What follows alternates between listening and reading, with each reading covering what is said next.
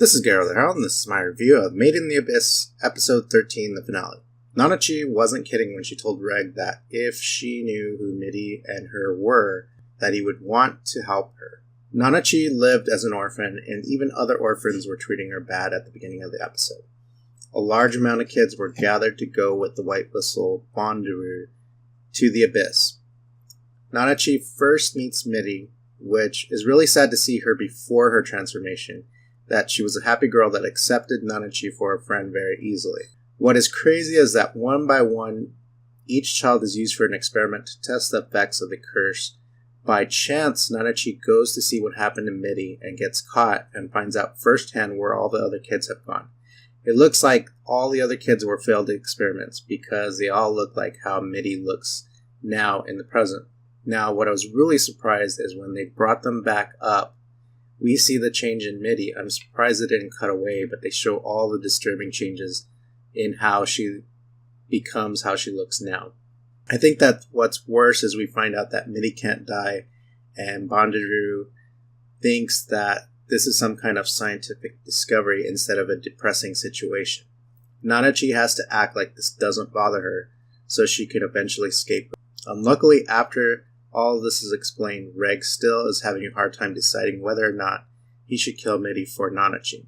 But she explains that her soul is trapped in this body, and long after Nanachi is dead, if she lives to be a normal age, Mitty will still live on forever, suffering in an indestructible body, so that they try to send her off by putting a lot of stuffed dolls next to her, and we finally see some emotion from Nanachi.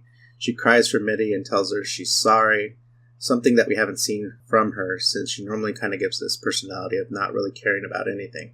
After this, Riku wakes up and Reg is sorry that he had to ruin her arm, but she explains that she told him what to do and that she tells him not to worry about it. It's interesting that Riku felt that there was another person there, and she had this weird dream where she was scared but felt another presence there, and that she felt that this other person was crying and that together they felt not too scared. So this is probably what happened when Mitty was near her. Also, after they killed Mitty, she felt the presence and saw a vision of Mitty before she was transformed, like her spirit was moving on.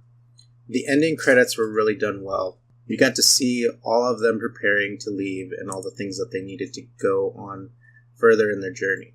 We also got to see the message that they sent back and how by pure luck it gets back to the orphanage to tell everyone that they are okay. It was really good setup for the second season. We also got to see Bonduru and that there might be another confrontation between Nanachi and him. He also had a way to track the fact that Nanachi figured out a way to destroy Mitty. But overall, this show is almost like the best in the season. I'd give it an A, obviously. I'm really looking forward to seeing if we do get a second season. I really don't care how long it takes them, but as long as we get one and they do it just as well as they did the first season. But like always, comment below, subscribe, and follow me on Twitter, and I will see you next time.